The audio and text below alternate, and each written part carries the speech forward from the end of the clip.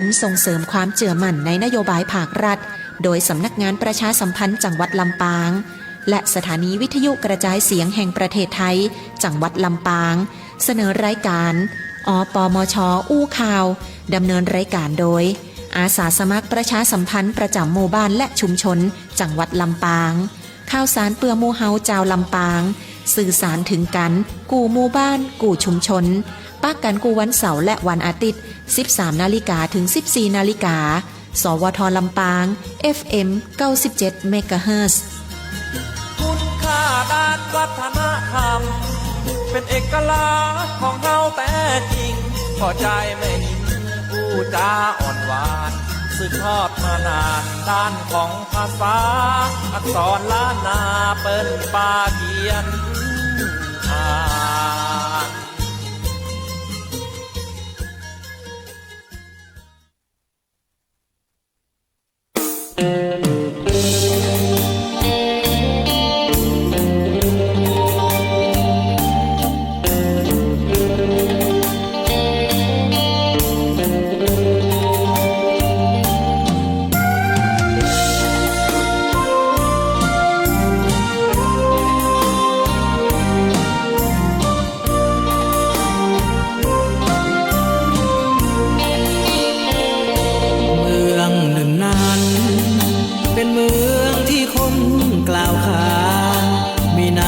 ชื่อว่า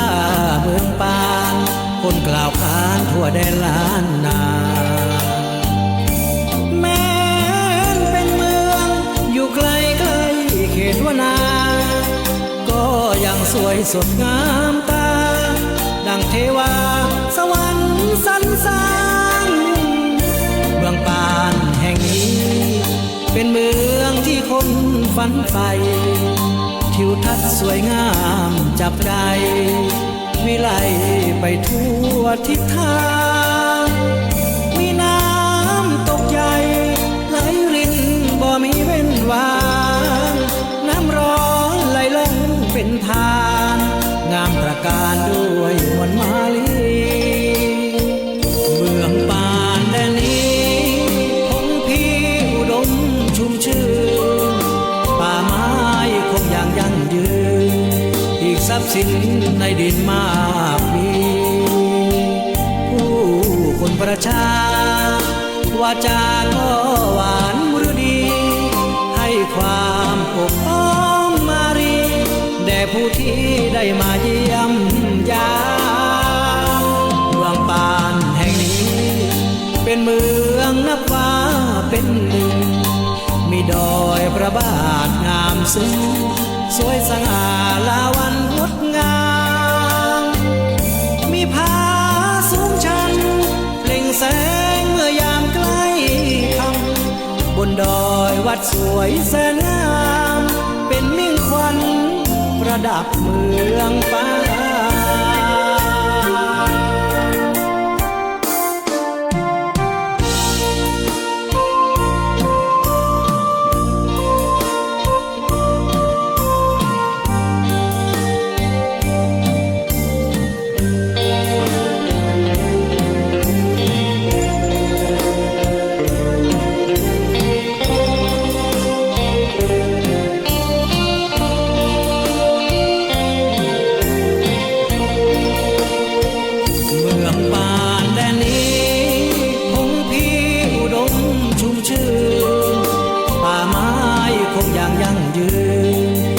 ทรัพย์สินในดินมากมี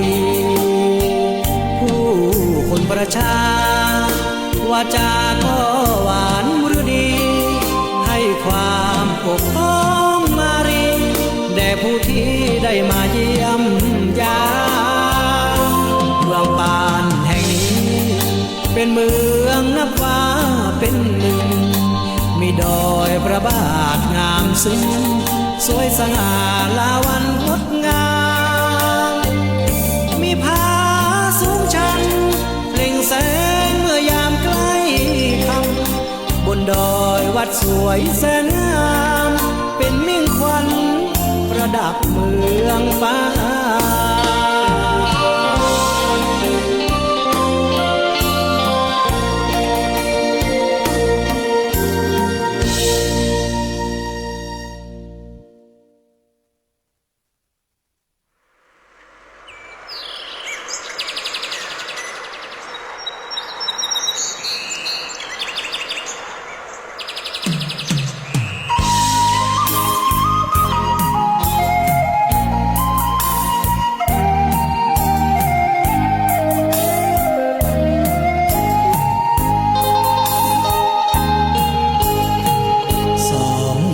นมก้มกราบบนบานขอวอนพ่อขุนเจรปานช่วยดลบันดาลให้นวลน้องเจ้าพิกคืนถิ่นแดนดินเมืองปานบ้านเฮาคิดถึงคืนวันก่อนเก่าคือมีนวลเจ้าเคียงเคล้าชีวิตเฮาเคยสุขสันต์ในคืนวันเพ็ญแสงเด่นเลิศลอยสองเฮาร่วมลอยปล่อยโคมเดือนดีตั้งจิตอธิษฐานจะหากันตลอดชีวิตถึงคราแม่ปานไหลลีนวลเจ้าคนดีนั้นหนีจากไกลมองแม่ปานทานใสไหลลงลมหนาวพัดผ่านทุ่งทองหาบละอองมองขาวทั่วไปแสงแดดสาดส่องรวงข้าวสีทองล้อลมสวัยพี่คิดแล้วยิ่งใจหายเจ้าจากใครบ่หวนคืนรังเมืองป่านบ้านเฮายังเฝ้าคอยน้อง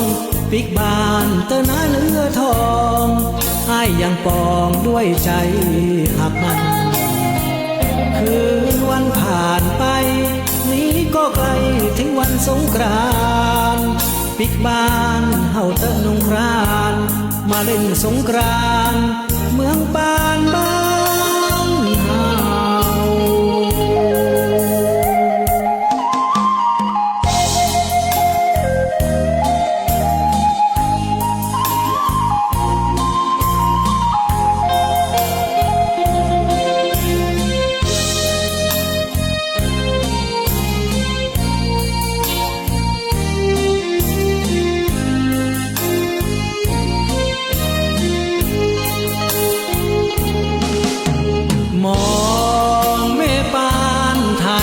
ไหลลม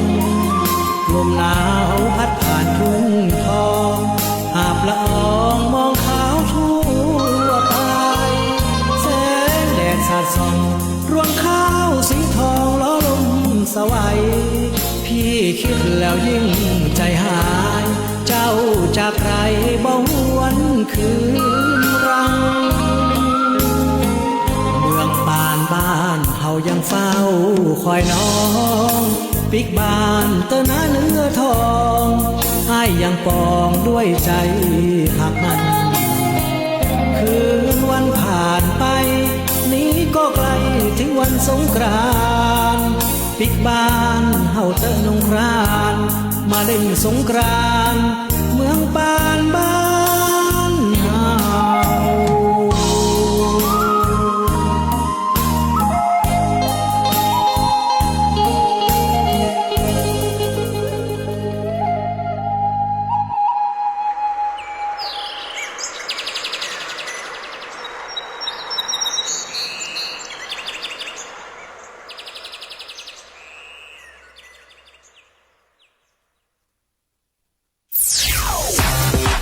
กำลังฟังสถานีวิทยุกระจายเสียงแห่งประเทศไทยจังหวัดลำปาง FM 97 เมกะเฮิรตซ์เจ้าตอนรับมิตรรักแฟนเพลงเข้าสู่สถานีวิทยุกระจายเสียงแห่งประเทศไทยสวทลำปาง97เมกะเฮิรตซ์นะเจ้าวันนี้ตรงกับวันเสาร์เป็นวันเสาร์ที่21กุมภาพันธ์ปีพุทธศักราช2569นะเจ้าช่วงเวลา1ชั่วโมงเต็มกับรายการอปมชอูข่าวนะเจ้าดำเนินรายการโดยข้าเจ้าปิมดอำพันธ์อมรไตรศรีอาสาสมัครประชาสัมพันธ์ประจำหมู่บ้านชุมชนรุ่นที่1อำเภอเมืองจังหวัดลำปางนะเจ้าภายใต้โครงการสร้างความเชื่อมั่นกับนโยบายข่าวสารของภาครัฐเนาะวันนี้97เมกะเฮิรตซ์นะเจ้าหมุนคืนมาได้เนาะ1ชั่วโมง054-224-556นะเจ้าสามารถทักทายกันเข้ามาบอกว่าจะเป็นการส่งต่อข่าวสารข้อมูลต่างๆนะเจ้าในชุมชนในพื้นที่ของท่าน เนาะรวมถึงแนะนำผลงานเพลงนะเจ้าผลงานเพลงเก่าใหม่เนาะเพลงกำเมืองนะยังฟังไปตะกี้2ผลงานเพลงนะเจ้า2ผลงานเพลงก็เป็นผลงานเพลงของปีไอ้นันเสมนะเจ้านันเสมนี่จีแต่เปิ้นกะอนุสรณ์เสมาธรเนาะปีไอ้นันเสมเนี่ยเป็นนักจัดรายการวิทยุอยู่ตังเมืองปานนั่นนะเป็นนักร้องนะเจ้าเพลงกำเมืองเนาะแล้วก็ยังมีหลายอัลบั้มนะเจ้าขอบคุณสำหรับดีเจแก้มยุ้ยนะเจ้าหัวหน้าฝ่ายรายการของสวทลำปางที่ได้มาขอบคุ้มเสียงนะเจ้าการดำเนินโครงการของเขาก็ถือว่าข่าวสารผู้ข่าวสารเป็นประโยชน์กับพี่น้องประชาชนโดยเฉพาะช่วงนี้เรื่องของสภาพอากาศเรื่องของค่าฝุ่นละอองแล้วก็รวมถึงสิ่งที่เขาวันกันเหลือเกินก็คือภัยแล้งนะเจ้าหน้าหนาวก็จะไปละนะหน้าแล้งก็จะมาเขาเห็นภาพท่านผู้ว่าราชการจังหวัดลำปางทีมงานอสนะหน่วยงานทหารเนาะลงไปช่วยกันนะเจ้าเพื่อฟื้นฟูสภาพแม่น้ำวังรวมถึงพี่น้องคนไทยเฮาทุกคนก็เอากำลังใจนะเจ้าช่วยกับพี่น้องเจ้าหน้าที่ดับไฟป่านะเจ้าบอกว่าจะเป็นอุทยานเขตลางบรรพตรวมถึงเจ้าหน้าที่หลายๆหน่วยงานที่ได้เฝ้าระวังนะเจ้าเรื่องของไฟป่าเนาะไฟมายังว่านะช่วงหน้าแล้งนะเจ้ามันลามเร็วเนาะโดยเฉพาะเก้าไม้แต่สภาพที่เฮาเห็นแล้วก็ย้อนไปเมื่อสัก 4-5 ปีที่แล้วนะเจ้าเวลาเฮาขับรถไปนะขับรถไปตามเส้นทางต่างๆโดยเฉพาะเส้นทางที่เฮาออกจากจังหวัดลำปางไปถ้าไปเส้นทางจังหวัดลำพูนเชียงใหม่นะเจ้าตั้งแต่ห้างชัดไปเนี่ยเฮาจะเห็นว่าจะมีไฟไหม้ข้างต่างนะเจ้าแต่สัปดาห์ที่แล้วเนาะข้าเจ้าได้ไปจังหวัดลำพูนสภาพที่เห็นบ่มีนะเจ้าไฟไหม้ป่าบ่มีข้างต่างนี่ไฟบ่มีลามเลยนะเจ้าและต้นไม้นะตั้งแต่ห้างชัดไปเนี่ยเขียวหึ่มเลยนะเจ้าแต่ก็จะมีใบไม้ร่วงใบไม้หล่นเพราะว่ามันเป็นช่วงของภัยแล้งเขาก็เข้าใจนะเจ้าแต่บ่อยากให้พี่น้องประชาชนนะได้ปนห้องว่าได้คิดนะบางคนคิดนะเจ้าเนาะได้คิดนะเจ้าเรื่องของการเผาเรื่องของการจุดไฟหรือแม้กระทั่งนะเจ้าโยนก้นบุหรี่ลงข้างต่างเนาะเพราะนั่นมันเป็นบ่อเกิดของเรื่องของไฟไหม้นะไฟไหม้ต้นไม้ไปสักต้นเนี่ยโอ้ยเสียดายนะเจ้ากลัวใจใหญ่ได้เนาะเฮาปลูกเฮาฟูมฟักมานะเจ้าจะเป็น10 ปีเขียวหึ่มนะเจ้าพอโดนไฟข้างต่างไปน้อยไหม้ทั้งต้นนะเจ้าโอ้โหเสียดายมากๆนะเจ้าโดยเฉพาะตังอุทยานตังที่เขาไปตังห้างชัดนะเจ้าเป็นอุทยานของสวนหลวงสวนป่านะเจ้าตรงเนี้ยจะเห็นต้นไม้เยอะมากนะเจ้าซึ่งต่างกับสภาพตะก่อนข้าเจ้าก็ภาคภูมิใจเนาะว่าอย่างน้อยนะเจ้าเฮาเป็นเจ้าบ้านนะเฮาช่วยกันเป็นหูเป็นตานะเจ้าดูแลแล้วยังเฮามีเจ้าหน้าที่นะเจ้าที่ว่าคอยสอดส่องเนาะก็เป็นการปนห้องว่าเติมเต็มซึ่งกันและกันนะเจ้ามีหลายพื้นที่เลยแต่ถ้าเฮาขับรถไปทางเส้นจังหวัดตากนะเจ้าออกจากบ้านเฮาไปตั้งเถินอย่างเนี้ยอันเนี้ยไฟไหม้ข้างต่างก็ยังมีอยู่เพราะว่ามันบ่ไข่มีบ้านคนนะเจ้าเป็นป่าเนาะแล้วก็ใบไม้นี่ร่วงนะเจ้าแล้วก็แห้งแล้งมากเนาะแค่โดนประกายไฟน้อยเดียวนะเจ้าก็สามารถทำให้เกิดไฟลามได้นะแต่ถ้าว่าคนตั้งใจนะเจ้าอย่างเช่นข่าวที่ผ่านมาเมื่อ 2-3 ปีมาเนี้ยก็จะมีไฟไหม้บ่อขยะซึ่งนั่นบ่ได้เกิดจากธรรมชาติมันเกิดจากฝีมือมนุษย์เฮานะเจ้าติมักง่ายอาศัยช่วงจังหวะนี่นะเจ้าติเกิดภัยแล้งเนี่ยจังหวะนี่เพราะว่าเกิดไฟไหม้ใต้ลามนะเจ้ากระตูธรรมชาติที่จริงแล้วบ่ใจเนาะ2 ปีทัดมาติเฮาเจอสภาพว่าบ่อขยะเดิมซึ่งเลิกกิจการไปแล้วแต่จะได้มีขยะแล้วก็มีการเผาแล้วก็บ่ได้ดับได้ง่ายๆนะเจ้าเป็นสัปดาห์และสิ่งที่เกิดขึ้นคืออย่างควันพิษนะเจ้าเพราะว่าบ่อขยะเนี่ยมันคือขยะพิษ พอมันโดนไฟเข้าไป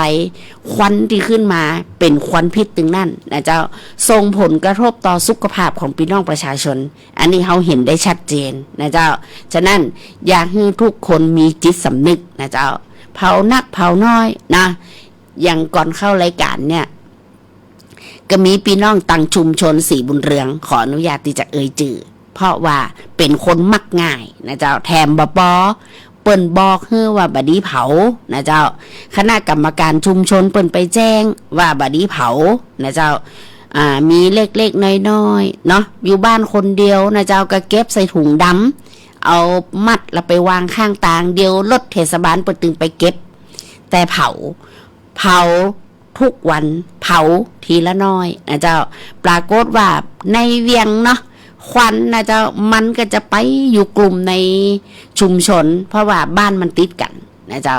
พอเปิ่นไปบอกนะว่าบัดนี้เผาเด้อนะเจ้าพ่อข้างบ้านเนี่ยเปิ่นป่วยเปิ่นบ่สบายเนาะกะอู้กันโดยดีแต่ตกแห่งวันหนึ่งนะเจ้าเขียนป้ายเลยขออนุญาตใจกรรมบ่สุภาพนะเจ้ากูจะเผาเหี่ยยางเนาะอันนี้เปิ่นห้องว่าเป็นการต่อต้านด้วยกำอู้บะเถียงกันบะพิษกันแต่ต่อต้านด้วยการเขียนประโยคแล้วก็ห้อยไว้ตีหน้าบ้านตัวนะเจ้าให้คนอื่นหู้ว่าเขาบ่ยอมรับนะเจ้าในกฎกติกามารยาทเนาะตั้งแต่เดือนกุมภาพันธ์จนถึงเดือนเมษายนนะเจ้าวันที่30อันนี้เปิ้นจะใช้กฎหมายอย่างเอาจริงเอาจังกับคนที่เผามีทั้งโทษทางอาญาก็คือปรับตัวจำคุกตัวนะเจ้าและเป็นตีหน้าห่วงสำหรับคนที่ปนห้องว่าบ่มึนหูมึนตาเนาะบ่พอบ้านพอเมืองว่าเปิ้นมีกฎกติกามารยาทขึ้นมาในช่วงนี้เป็นการใช้กฎหมายอย่างแท้จริงนะเจ้าซึ่งก็ทำความเสียหายให้กับคนในชุมชนนะเจ้าเนาะแล่มแดแหมอย่างหนึ่งนะเจ้ากะอยากจะบอกว่าคนยุคปัจจุบันนี่นอกจากเขาจะห่วงเรื่องวาทกรรมอะไรอย่างต่างๆนะเจ้าเขายังห่วงเรื่องจิตใจนะอย่างเขาเห็นข่าวหลายๆข่าวเนาะเป็นคนป่วยจิตเวชโดยที่บกินยาอย่างต่อเนื่องนะเจ้าพอมีอะไรอย่างกระทบจิตใจเล็กน้อยหรือกำอู้นะเจ้าปรากฏว่านะเจ้าแสดงวาทกรรมแล้วก็แสดงกิริยามารยาทแล้วก็จิตลุดถึงขนาดว่าฆ่าฟันกันนะด้วยกำอู้ง่ายๆที่ได้ฟังแล้วประสบอารมณ์ประสบหูนะเจ้าเนาะฉะนั้นเรื่องของการเผาบ้านใกล้เรือนเคียงกันเนี่ยถือว่านะเจ้าเป็นเรื่องที่เราต้องให้ความสำคัญสักน้อยเนาะเพราะบางบ้านเนี่ยเปิ่นมีผู้ป่วยติดเตียงมีผู้สูงอายุมีละอ่อนน้อยซึ่งกลุ่มคนเราเนี่ยถือเป็นกลุ่มเสี่ยงนะเจ้าในเรื่องของสุขภาพเนาะโดนไปน้อยบางคนเป็นหยังนะเจ้าแต่ผู้สูงอายุบางคนอายุนักเป็นโรคหอบหืดนะเจ้าบางบ้านเนี่ยผู้สูงอายุก็บ่ได้เจ็บป่วยอย่างนักแต่ต้องมีเครื่องนะเจ้าช่วยในการที่จะหายใจคือได้ออกซิเจนเข้าไปในร่างกายนะพอไปเจอเผานะเจ้าเจอมลพิษโอ้โหถึงกับต้องเข้าโรงพยาบาลนะอันนี้เป็นเรื่องที่ใส่ใจกันแค่น้อยนะเจ้าแล้วสิ่งต่างๆที่เกิดขึ้นในยุคปัจจุบันเนี่ยนะเจ้าต้องโอนผ่อนหากันน้อยเนาะโอนอ่อนผ่อนหากันน้อยนะเจ้าแปลงใจหากันจะอู้จะว่าอย่างเขาก็ค่อยถ้อยทีถ้อยอาศัยกันนะเจ้าเพราะยุคปัจจุบันนี่อย่างมาก็ผู้ป่วยจิตเวชนะเจ้านักนะเนาะบางทีเขาบอกว่าเป็นโรคผีบ้านะไม่ใช่ผีบ้านะเจ้ายุคปัจจุบันเนี่ยมันจะมีป่วยทางด้านจิตใจโดยเฉพาะโซนตำบลซบตุ๋ยของเฮาเนี่ยมีสถิติเนาะว่าฆ่าตัวตายนะเจ้าในสถิติเนี่ยตำบลซบตุ๋ยอำเภอเมืองจังหวัดลำปางของเฮาเนี่ยนะเจ้ามีคนฆ่าตัวตายนะติดอันดับหนึ่งของจังหวัดลำปางนะเฮาก็ถือว่ายอมรับนะเจ้าว่า คนยุคปัจจุบันเนี่ยเรื่องของสภาพจิตใจเนี่ยสำคัญนะเจ้าบางทีร่างกายเนี่ยใครสำคัญเต่ากับจิตใจนะเจ้าจิตใจถ้ามันเหนื่อยล้ามันท้อแท้มันหดหูนะเจ้าบ่อยากอู้กับใครอยากอยู่คนเดียวเอาละเข้าเงื่อนไขปัจจัยหลายข้อละเนาะตอนนี้ก็จะมีทีมงานเจ้าหน้าที่ของโรงพยาบาลลำปางนะเจ้าเปิ่นก็จะเป็นหน่วยงานเกี่ยวกับจิตเวชก็จะมีโอกาสไปเยี่ยมนะเจ้าโดยผู้สูงอายุที่อยู่คนเดียวเนาะหดหูท้อแท้ใจอยู่ไปกันลำบากนะเจ้าลำบากลูกหลานเนาะคิดฆ่าตัวตายนะเจ้าเนาะก็อยากให้ทุกท่านนะเจ้าใส่ใจกันบ้านใกล้เดินเคียงกันก้อยอู้กันนะเจ้ามีอย่างกะช่วยเหลือกันไปเล็กๆน้อยๆเนาะถึงแม่ไม่ได้ช่วยกันเงินนะเจ้าแค่เฮามีรอยยิ้มเฮามีกำอู้ตีดีต่อกันนะเจ้าก็จะทำให้เกิดความสุขในหมู่บ้านในชุมชนของเฮานะเจ้ายุคปัจจุบันนี่อย่างตีมันเป็นไปบ่ได้มันก็เป็นไปได้เนาะอย่างเฮาหันข่าวนะเจ้าแค่อู้พิษหูกันน้อยเดียวปาดหน้าโลดกันนะเจ้ายิงกันตายเนาะโอ้บางทียกครัวเลยนะเจ้าทั้งที่บางครั้งย่ำหู้เลยว่าเฮาพิษไอ้หยังนะเจ้าเนาะมีอย่างก็ก่อยอู้กันนะเจ้าถ้าอู้บ่ได้โต้มได้กะใจกฎหมายนะเจ้าใจกฎหมายเนาะยุคนี้ก็สำคัญนะบอกว่าจะเป็นเรื่องของการเมืองนะเรื่องของการที่เลือกตั้งที่ผ่านมานะบางคนก็ย่ำจบเตือนะเจ้าก็ยังนี่กันอยู่เฮาขอคิดว่าเรื่องทุกเรื่องนะเจ้ามันเป็นเรื่องของกฎหมายเนาะการเลือกตั้งแล้วไปแล้วก็แล้วไปนะเจ้าคนที่เฮาเชียร์เฮาอยากให้เปิ่นเป็นสสอยากเป็นนายกเนาะบ่ได้ดังใจเฮานะเจ้าเพราะว่าเปิ่นเอาเสียงส่วนใหญ่ว่านะเฮาก็ต้องทะเลาะกันนะเจ้าอย่างข้าเจ้านั่งในวงเนี่ยถ้าเปิ่นอู้กันเรื่องนี้เฮาก็จะบ่ใครอู้ตัวละนะเจ้าพออู้ไปเดี๋ยวก็ทะเลาะกันเนาะแถมปอลงไม้ลงมือนะเป็นเหตุแห่งการทะเลาะเบาแวงนะเจ้าแล้วก็จะทำให้สภาพจิตใจหรือความที่เฮาเกยถ้อยทีถ้อยอาศัยกันเนาะพอมาเจอสภาพวิบางคนก็ถึงบ่อู้กันเลยนะเจ้าซ้ำไล่กันมาเกลียดชังกันแหมนะเจ้ายุ่มม่วนละเนาะอันนี้ก็เป็นปัญหายุคปัจจุบันนี่นะเจ้าเอาธรรมะพ่องนะไหว้พระสวดมนต์นะเจ้าทำใจให้สบายเนาะมาดูสภาพอากาศวันนี้นะเจ้าหลายตีเมื่อช่วง2 วันที่แล้วนะเจ้าคณะที่เปิดงานเทศกาลตรุษจีนถนนประสานไมตรีเนาะตั้งตำบลเวียงเหนือเพ่นะเจ้าเปิ้นว่าโอ้ฝนตกแต่ตกว่านะวันที่17นะเจ้าช่างแต้มคุณปีพิมพาเปิดกระบอกโหฝนตกเยอะเลยชนิดที่ว่าล่างหลังคานะเจ้าไล่มาจนถึงปงสนุกเนาะไล่มาจนถึงบ้านดงชัยพอดีเปิ้นมีตลาดสวนพิลมทานเนาะเป็นลมเป็นฝนนะเจ้าในคณะที่เปิดงานถนนคนจีนประสานไมตรีบ่มีฝนสักเม็ดบรรยากาศดีนะขนาดอยู่ในจังหวัดเดียวกันอยู่ในเขตปริมณฑลใกล้กันนะเจ้าฝนตกบัดหัวฟ้าเนาะสังตังซบตุยยังบ่ตกต่ำบ่เดียวนะเจ้าตะคืนนี่มีฟ้าห้องนะแต่บ่มีฝนนะเจ้าที่จังหวัดลำปูนกระเจียงใหม่ตะคืนนี่นะโดนทั้งลมทั้งฝนนะเจ้าลำปางเฮายังเงียบอยู่เนาะที่ไหนตั้งใดฝนตกนะเจ้าเอิ้นอู้ทักทายกันเข้ามาเน้อ054-224-556เดี๋ยวเฮามาฟังผลงานเพลงนะเจ้าของพี่อ้ายนัทกิตติสารเนาะงามแต้ๆนะเจ้าไอ้นัทกิตติสารนี่ก็เป็นคนพะเยานะพะเยาลำปางกับบ้านใกล้กันนะเจ้าวงเดอะเพ่อนะเจ้านัทกิตติสารเจ้า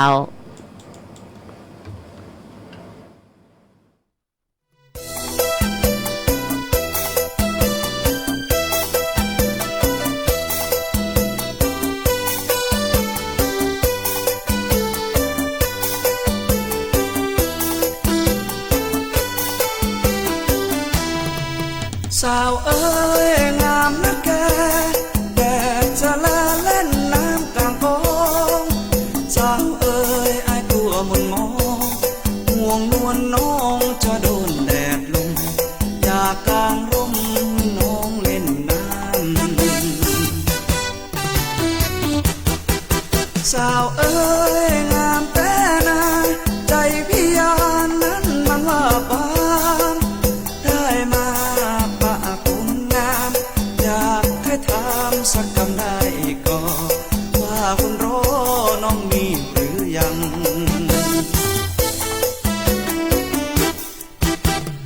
งามยามเปียกปอนแดดสะท้อนผิวนวลนิ่มนางสาวเอ๋ยบ่ผิดหวังตัวอ้ายยังอันผู้สอนหากบังอ่อนน้องเจ้าบ่จังยังอ้ายบ่าวนั้นยังบ่มีเจ้าของมองอ้ายบ่าวไม้ปองเนื้อทองจอมขวัญแม้บุญอ้ายมีนั้นอยากได้แจ่มจันทร์ไว้เป็นคู่ครองยิ้มให้หน่อยนะหากน้องยาบ่มีเจ้าของอ้ายคงจะเศร้ามองหากเนื้อทองไม่มีเยื่อใยหากมีใจยิ้มให้หน่อยเอ่ย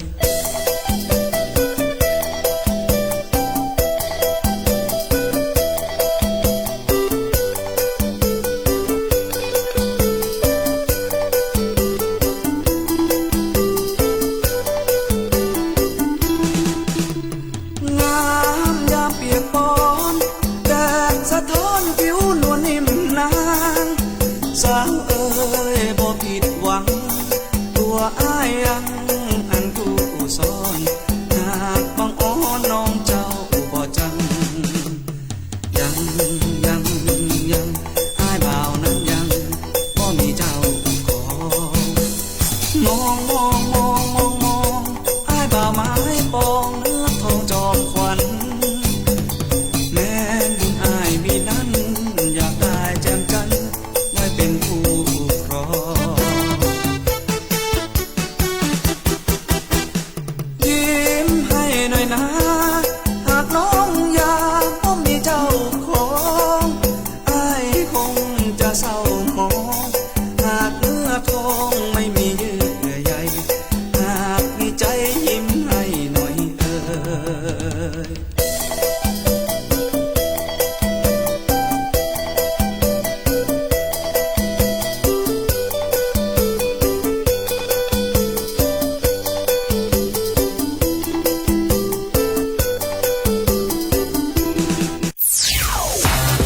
คุณกำลังฟังสถานีวิทยุกระจายเสียงแห่งประเทศไทยจังหวัดลำปาง FM 97 เมกะเฮิรตซ์ เจ้าก็รับฟังผลงานเพลงเนาะใน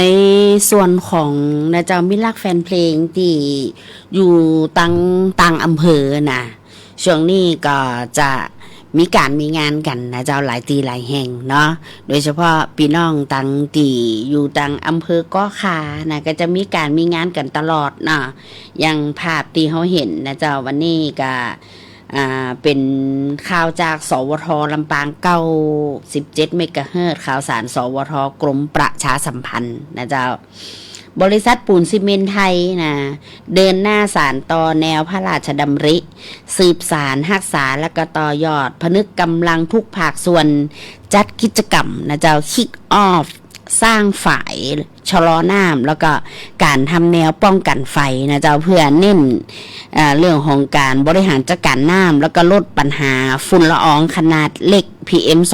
2.5 ในพื้นที่จังหวัดลำปางนะเจ้าเปิ่นจัดกันตีป่าชุมชนบ้านหาดปูได้อำเภอก้อคาจังหวัดลำปางตะวานะเจ้าวันที่20 กุมภาพันธ์ท่านผู้ว่าราชการจังหวัดลำปางนายวิวัฒน์อินไทยวงศ์นะเจ้าท่านผู้ว่าราชการจังหวัดลำปางเป็นประธานในพิธีเปิดกิจกรรมคิกออฟสร้างฝ่ายชะลอน้ำแล้วก็การทำแนวป้องกันไฟป่าเพื่อลดฝุ่นละอองนะเจ้าขนาดเล็ก PM 2.5 โดยมีนายเศรษฐิศักดิ์โกกรรมการผู้จัดการบริษัทปูนซีเมนต์ไทยจังหวัดลำปางของเฮานะเจ้าได้มีท่านนายกองค์การบริหารส่วนจังหวัดลำปางท่านนายกตวงรัตน์โลสุนทรนะเจ้าพร้อมกับผู้อำนวยการสำนักการจัดการทรัพยากรป่าไม้ที่3จังหวัดลำปางท่านอุตสาหกรรมจังหวัดลำปางนะเจ้าประธานเครือข่ายป่าชุมชนจังหวัดลำปางพร้อมหัวหน้าส่วนราชการตัวแทนเครือข่าย จากชุมชนทั้ง13อำเภอนักเรียนนักศึกษาพี่น้องประชาชนในพื้นที่นะเจ้าเข้าร่วมกิจกรรมซึ่งโครงการนี้นะเจ้าบริษัทปูนซีเมนต์ไทยก็ได้น้อมนำแนวพระราชดำริสืบสานรักษาและก็ต่อยอดพระราชปณิธานพระบาทสมเด็จพระเจ้าอยู่หัวองค์รัชกาลที่10ซึ่งมุ่งมั่นดำเนินรอยตามพระราชดำริในหลวงรัชกาลที่9แล้วก็สมเด็จพระนางเจ้าสิริกิติ์พระบรมราชินีนาถพระบรมราชชนนีพระพันปีหลวงมาปรับใจในพื้นที่รอบโรงงานด้วยการสร้างการมีส่วนร่วมกับชุมชนเรื่องของการจัดการน้ำเริ่มจากการสร้างฝ่ายในพื้นที่ป่านะเจ้าบริหารจัดการน้ำสร้างจิตสำนึกในการฟื้นฟูและก็อนุรักษ์ระบบนิเวศอย่างยั่งยืนฉะนั้นเรื่องของการที่บริษัท SCG นะเจ้าเปิ่นได้มาทำกิจกรรมกับสังคมกับพี่น้องประชาชนภายใต้โครงการสังคมแห่งการมีส่วนร่วมซึ่งเชื่อว่าความยั่งยืนจะเกิดขึ้นได้กับทุกภาคส่วนจะได้ร่วมมือกันนะเจ้าเขาก็จะเห็นภาพท่านผู้ว่าราชการจังหวัดลำปางเนาะท่านนายกองค์การบริหารส่วนจังหวัดลำปางรวมถึงหน่วยงานที่เกี่ยวข้องนะเจ้าก็ได้ร่วมมือกันนะบอกว่าจะเป็นเรื่องของการสร้างแนวไฟป่าการพลิกฟื้นแม่น้ำวังฟื้นฟูแม่น้ำวังทั้งริมตลิ่งนะเจ้าให้มีน้ำใจนะให้มี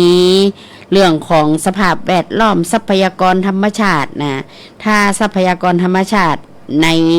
ส่วนของการตีพี่น้องประชาชนได้ร่วมมือกันนะเจ้าดูแลรักษาเนาะอย่างมทบ32นะเจ้าก็ลุยบิ๊กคลีนนิ่งแม่วังระดมพลคืนความใสพร้อมกับฉีดล่างตะลิงนะอันนี้ก็เป็นข่าวจากเพจของสวทกรมประชาสัมพันธ์ภาพที่เขาเห็นนะเจ้าหลายวันแล้วที่ท่านผู้ว่าราชการจังหวัดลำปางตั้งแต่ต้นเดือนกุมภาพันธ์ละนะท่านก็ได้ร่วมมือกับทุกภาคส่วนนะเจ้าลงไปโดยเฉพาะพื้นที่เทศบาลนครลำปางของเฮานะแห่งหนึ่งเรื่องที่ตอนเนี้ยยังเป็นปัญหานักหน่วงเลยนะเจ้ากับเรื่องของเขตเทศบาลนครลำปางของเฮานะเจ้าบริเวณถนนประสานไมตรีตั้งแต่แยกดอนปานไหลมาจนถึง3แยกเก้าจาวนะเจ้าฝั่งตังธนาคารออมสินเนาะเป็นพื้นที่ชุมชนปรากฏว่าท่อระบายน้ำเนี่ยส่งกลิ่นเหม็นมากนะเจ้าบอกว่าจะเป็นช่วงกลางวันกลางคืนนะอันเนี้ยพี่น้องประชาชนก็อยากให้นะเจ้าในเขตเทศบาลนครลำปางของเฮาได้มีการตรวจสอบนะเจ้าว่าต่อนี่นะเจ้ามันเกิดจากสาเหตุอะไรอย่างสาเหตุจากการปล่อยน้ำเสียกานะเจ้าด้วยแบบมีการเปิดห้อง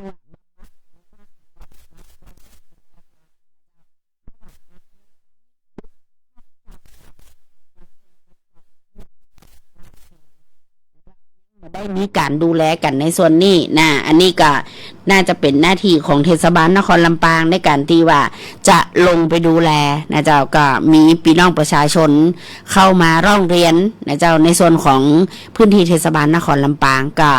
ใจมาตรการกันนะดูแลกันช่วยกันนะเจ้าเพื่อให้บ้านเมืองของเฮาเนาะมีสิ่งแวดล้อมที่ดีแล้วก็สดใสนะเจ้าโอ้โหกลิ่นน้ำเหม็นมากแต่เจ้าข้าเจ้าก็ลงไปในพื้นที่ตามคำเรียกร้องของพี่น้องประชาชนเนาะเฮาในฐานะอสม.ก็ยังว่านะเจ้าเรื่องของสิ่งแวดล้อมนะเฮาก็ได้นำข้อมูลเสนอไปที่เทศบาลนครลำปางก็คงจะมีข่าวคืบหน้ามารายงานให้รับทราบกันในก็ลงมือทำแล้วเนาะก็พลิกฟื้นนะเจ้าพี่น้องประชาชนก็ต้องช่วยปนตัวเนาะบัดนี้คิดว่าจะเป็นเรื่องของเจ้าหน้าที่ฝ่ายเดียวนะเจ้าแถมหนึ่งเรื่องสำหรับเรื่องของสภาพอากาศที่ร้อนแล้วก็แล้งเนี่ยณเวลานี้อยากให้พี่น้องประชาชนนะเจ้าได้เตรียมรับปัญหาเรื่องของอากาศร้อนซึ่งเขาก็เจอกันมาตลอดระยะเวลา2 สัปดาห์มานี่นะเจ้าอากาศร้อนมากเนาะก็อยากให้ทุกท่านนะเจ้าได้ดูแลสุขภาพของตัวเองนะ ซึ่งอากาศร้อนเนี่ยก็จะเป็นเรื่องของการเกิดโรคนะโรคภัยไข้เจ็บเกิดง่ายเนาะการป้องกันนะเจ้าเรื่องของอากาศร้อนเนี่ยก็ดื่มน้ำบ่อยๆนะเจ้าบ่ต้องเป็นน้ำเย็นหรือน้ำแข็งนะน้ำสภาพปกตินะเจ้าในการดื่มน้ำเนี่ยเป็นอย่างให้ดื่มนักกว่าปกติน้อยนะเจ้าเพราะว่ามันก็จะเจอสภาพว่าอากาศมันแล้งมันแห้งเนาะสัญญาณอันตรายนะเจ้าถ้าเราเจอคนตีเจออากาศร้อนนะเจ้าเปิ้นก็จะมีสภาพว่าอ่อนเพลียนะสับสนอู้บ่ชัดนะเจ้าหมดสติตัวร้อนเหงื่อออกนักนะเจ้าเปิ้นฮ้องว่าโรคฮิสโตกเจอสภาพอากาศร้อนจะอีนะเจ้าเนาะก็ดูแลตามอาการนะเจ้าพยายามทำให้ร่างกายเย็นเย็นแล้วก็ดื่มน้ำแล้วก็บดีเจอแดดนักนะถ้าเจอสภาพอากาศแห้งแล้งนะไฟป่าฝุ่นอันนี้เขาก็หลีกเลี่ยงได้นะเจ้าสวมหน้ากากอนามัยนะเพื่อป้องกันฝุ่นละอองนะเจ้าที่เกิดขึ้นเนาะอันนี้เขาต้องดูแลตัวเองนะเจ้าถ้าเจ็บป่วยก็ไปหาหมอนะบดีเก็บโรคไว้นะเจ้าพอเก็บโรคไว้เกิดไประยะอาการมันเริ่มจะนักละมันจะเอาไปอยู่นะเจ้ามีไข้ปวดหัวตัวห้อนนะช่วงวัน2 วันกินยาบ่หายนะเจ้าต้องพบหมอนะพบหมอเดียวกับใจยากเนาะเปิ้นก็จะมีการจองคิวนะผ่านระบบออนไลน์นะเขาก็ใจเวลารอบ่เหมือนนะเจ้าหรือจะใจสิทธิบัตรทองของสปสชนะเจ้ากับการที่จะเข้าไปในคลินิกที่เปิ้นมีความร่วมมือกับสปสชนะเจ้าเปิ้นก็จะมีบริการหลายอย่างเนาะจะไปหาหมอตีโรงยานะเจ้าเดียวกับต้องไปโรงยาใหญ่เตี่ยเจ็บหัวตัวห้อนรู้ต้องนะเจ้าสามารถไปที่ร้านยาใกล้บ้านนะเจ้าอันนี้ก็จะลดขั้นตอนไปก่อนนะแต่ถ้าเบาไหวแต่นะเจ้ามีอาการนักเหลือนั่นอันนี้เขาก็ไปโรงพยาบาลใหญ่เนาะอย่างเขตจังหวัดลำปางของเขาในเขตอำเภอเมืองนะเจ้าก็จะมีทั้งรพสตมีทั้งอนามัยหมู่บ้านองค์การบริหารส่วนจังหวัดลำปางเนี่ยเปิดก็มีคลินิกนะเจ้าในส่วนของพื้นที่เนาะอย่างเทศบาลเมืองเขตล้างเปิดก็มีนะเจ้าแล้วก็ในเขตเมืองของเฮานะจะใจบริการกับสสม.หัวเวียงนะสสม.บ้านดงม่อนนะเจ้าอันนี้ก็จะเป็นแต่ละพื้นที่เนาะใจสิทธิ์บัตรทองสิทธิ์เบิกได้นะเจ้าสามารถจองคิวล่วงหน้านะอันนี้ก็จะมีเงื่อนไขนะกับโครงการตีเปิ้นบอกว่าโครงการหมอกับบาล่าประชาชนกับบ่ต้องรอเมินนะเจ้าใจเทคโนโลยีเข้ามาเนาะท่านได้มีแอปพลิเคชันตอนนี้ต้องโหลดแอปพลิเคชันมาละนะเจ้าแอปพลิเคชันนี่เปิดห้องว่าแอปพลิเคชันหมอพร้อมนะเจ้าหมอพร้อมเนี่ยไปโหลดมาได้นะเจ้าแอปพลิเคชันไทย ID นะไทย ID นี่ก็จะเป็นการโหลดนะข้อมูลเอาบัตรประชาชนเข้ามาโหลดในข้อมูลดูในมือถือสามารถเอาไปใจแทนบัตรประชาชนตัวจริงได้นะถ้าไปจองคิวหมอไปทำธุรการอื่นๆนะเจ้าเนี่ยบัดเดียวเปิ้นมีแอปพลิเคชันนะฉะนั้นมีมือถือกะใจให้มันเกิดประโยชน์นะเจ้าบัดดีโทรอย่างเดียวบัดดีเล่นไลน์อย่างเดียวหรือเล่น Facebook หรือดูข่าวอย่างเดียวนะเจ้าใจแอปต่างๆสามารถเข้ามาช่วยนะเรื่องของการลดขั้นตอนก็จะได้หมดไปบางคนไปห้องยาตุ่มนะเจ้าล้อเมินบ่อยากไปถ้ามันจำเป็นแต่มันก็ต้องไปเนาะ จำเป็นแต่มันก็ต้องไปนะเจ้าถ้าบ่ไปมันก็บ่หายนะยุคนี้เป็นยุคเปิ้นฮ้องว่ายุคของเทคโนโลยีนะเจ้ายุคข่าวสารบ้านเมืองของเฮาเนาะอันนี้เฮาต้องพร้อมนะเจ้าต้องพร้อมสำหรับการเรียนรู้นะเปิ้นฮ้องว่าการเรียนรู้ติ่มมีสิ้นสุดนะเจ้าวิธีตรวจสอบนะอันนี้ในเพจของสวท.ลำปางนะเจ้าวิธีตรวจสอบสิทธิรักษาพยาบาลด้วยตัวเองง่าย 4 ช่องทางนะเจ้าบัตรทองหรือสิทธิสปสชนะเจ้าคือสิทธิรักษาพยาบาลสำหรับผู้มีสัญชาติไทยมีเลขประจำตัวบัตรประชาชน13 หลักแล้วก็บ่มีสิทธิรักษาพยาบาลอื่นจากรัฐนะเจ้าอย่างเช่นบางคนมีประกันสังคมบางคนสิทธิ์เบิกได้ข้าราชการเนี่ยบางคนจะบอกว่ามีสิทธิ์อย่างเหรอทุกคนจะมีอยู่1สิทธิ์นะเจ้าอย่างข้าเจ้าสิทธิบัตรทองนะเจ้าแต่เป็นบัตรทองอสมเพราะเขาเป็นอสมเนาะสิทธิบัตรทองอย่างบัตรทองผู้สูงอายุก็คือผู้สูงอายุที่มีอายุ60 ปีขึ้นไปนะเจ้าบัตรทองของผู้พิการก็คือคนที่มีบัตรพิการนะเจ้าถ้าสมมุติว่าบางคนลูกทำงานรัฐวิสาหกิจนะทำงานราชการอันนี้เบิกสิทธิ์ได้นะเจ้าบางคนเบิกประกันสังคมนะเขาสามารถตรวจสอบเช็คสิทธิ์ได้ง่ายๆนะเจ้าโทรสายด่วนสปสช1330กดเลข2นะเจ้าอันนี้ก็จะเป็นในส่วนของการโทรจากมือถือนะสำหรับเว็บไซต์นะเจ้า www.nhsogo.th นะเจ้าเลือกสำหรับประชาชนตรวจสอบสิทธิ์นะแล้วก็ใช้แอปพลิเคชันของสปสชนะเจ้าเลือกเมนูการตรวจสอบสิทธิด้วยตัวเองตรวจสอบผ่านไลน์นะไลน์ของสปสชนะเจ้าเลือกไลน์เพิ่มเพื่อนแล้วเรียบร้อยแล้วนะเจ้าเลือกเมนูว่าตรวจสอบสิทธิ์เช็คสิทธิ์ให้ชัวร์ก่อนใจบริการหู้สิทธิ์ของตัวเก่าอุ่นใจไว้ดีกว่านะเจ้าเน้อสอบถามรายละเอียดได้นะเจ้าสายด่วนสปสช1330นะเจ้าอันนี้ก็จะเป็นสายด่วนของสปสชบางคนจำผิด1300นั่นเป็นของพมพมนี่ก็คือพัฒนาสังคมและความมั่นคงของมนุษย์มีเรื่องเดือดร้อนปบเปิ่น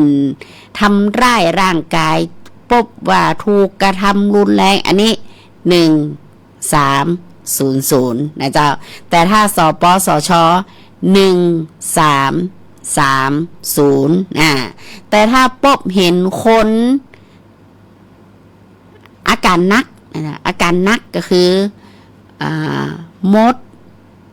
แน่นิ่งนอนนะเจ้าอันเนี้ยเราจะต้องโทร1669บ่เดียวสายด่วนนักฉะนั้นผู้สูงอายุหลายคนที่อยู่บ้านคนเดียว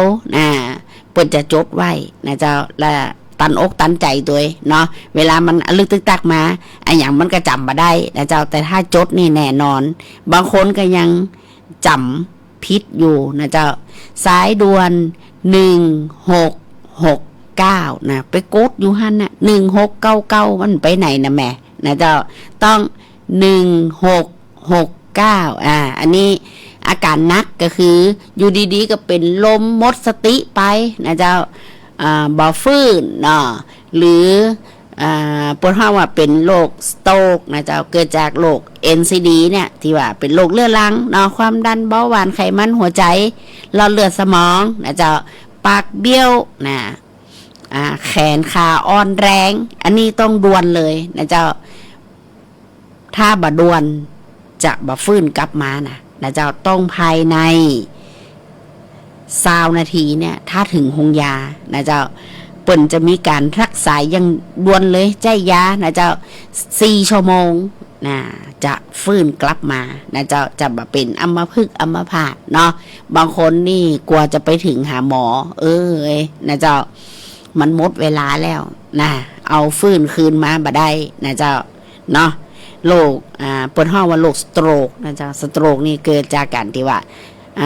มีโรคเรื้อรังโรคประจำตัวนะอันเนี้ยแล้วก็บ่ได้รับการควบคุมนะยังความดันบ่กินยานะเจ้าเบาหวานลดนะลดก็คือน้ำตาลลดนะ เป็นลมลงหั่นบ่ฮู้แนวฮู้คิงนะบางคนก็จักนะเจ้าอันเนี้ยเป็นอาการของโรคนะเจ้าตีเฮาละทิ้งยาบางคนหยุดยาด้วยตัวเองนะเจ้าถามว่าหมอให้หยุดกะมันเป็นหยังนะเจ้าโรคนี่ปวดห้องว่าภัยเงียบมันเหมือนเฮาโดนบาดแผลเนาะบาดแผลนี่เฮาเห็นนะเจ้ามีบาดต่าวหกล้มนะเห็นแผลแต่ภัยเงียบนี่หันนะเจ้าแล่มมีไขบอกได้ว่าความดันเฮาสูงบันน้ำตาลเฮาเพิ่มน้ำตาลเฮาลดนะอันเนี้ยมันต้องใจวิธีตรวจนะเจ้าบางคนจะตรวจสุขภาพประจำปีบางคนก็ละเลยนะอันนี้เราต้องดูแลนะเจ้าควบคู่กับการกินยานะกินอาหารออกกำลังกายนะทุกอย่างมันจะควบคู่กันไปหมดเนาะพี่น้องประชาชนก็ต้องดูแลตัวเองตัวนะเจ้าทั้งนี้ทั้งนั้นนะถ้ามันบ่ไหวแต่เขาก็ต้องไปหาหมอนะยังเจอปีคนหนึ่งอายุ60 ป่ายเปิ่นก็ถามข้าเจ้าว่ากินยาอะไรอย่างพ่องนะกินความดันไขมันอย่างละเม็ดเจ้าเนาะเปิ่นได้กินอย่างสักอย่างมันเป็นอย่างแล้วปีหู้ได้มันเป็นอย่างก็ปีกำได้ไปหาหมอก็ปีกำเป็นอย่างคนที่อายุ35 ปีขึ้นไปนะเจ้าต้องไปตรวจสุขภาพอย่างเช่นหูน้ำหนักตัวเก่านะเจ้าภาวะสุขภาพของเฮาอยู่ในอ้วนหนักอ้วนน้อยผอมไปนะเฮาต้องหูนะเจ้าหรือร่างกายเฮานะเจ้ามีน้ำตาลในเลือดเท่าใดอันนี้เฮาต้องหู้ด้วยกันมองหน้ากันกำได้นะเจ้ามันต้องเจาะนะถึงจะหู้นะเจ้าความดันนี่จะเป็นลืมเป็นมันต้องวัดนะเจ้าเนาะฉะนั้นอยู่นั่งอยู่ที่บ้านโอ้เคยเป็นอย่างสักอย่างย่ำเป็นเหรอพอปิ่มไปหาหมอปีกำเป็นอย่างนะก็ถูกต้องละเพราะไปหาหมอก็คือมันเป็นอย่างนะเจ้าถ้าไปหาหมอมันจะต้องเป็นเนาะจะเป็นดีเป็นให้มันก็ทำให้เฮาหู้เนาะสุขภาพเขาเป็นจะใดนะเจ้ามันต้องไปกลัวบางคนมันตัวกลัวหู้นะถ้าหู้เราจะทำใจลำบากนะเจ้าเนาะปนคิดกันจะอันนะเจ้าแต่เดียวเขาคิดกลับไปละเขาตัวสุขภาพเปิ่นว่าหู้เร็วนะรักษาเร็วโอกาสรอดนักอันนี้เขาต้องท่องไว้จะอีนะเจ้าเหลือเวลาแหมประมาณ3 นาทีเนาะขอบคุณทุกเสียงทุกสายขอบคุณมิตรรักแฟนเพลงที่ส่งเข้ามาตั้งทางไลน์นะเจ้าไลน์กลุ่มนะพี่น้องอปมช.รวมถึงมิตรรักแฟนเพลงที่ฝากว่าเปิดเพลงให้ฟังกำเนิดนะหลายคนจองว่ามีโครงการวิทยุได้บอกจิมเนอร์อยากได้วิทยุสักเครื่องเนาะอันนี้เดี๋ยวถูกหวยจะซื้อแจก ต้องรอปีแรกมันมีโครงการนะเจ้าปีนี้เดี๋ยวก็รอฟังแหมกรรมเนาะวันพุธวันอาทิตย์นะเจ้าป้ากันแหมวันเนอร์โชคดีมีใจทุกท่านนะเจ้าสวัสดีเจ้า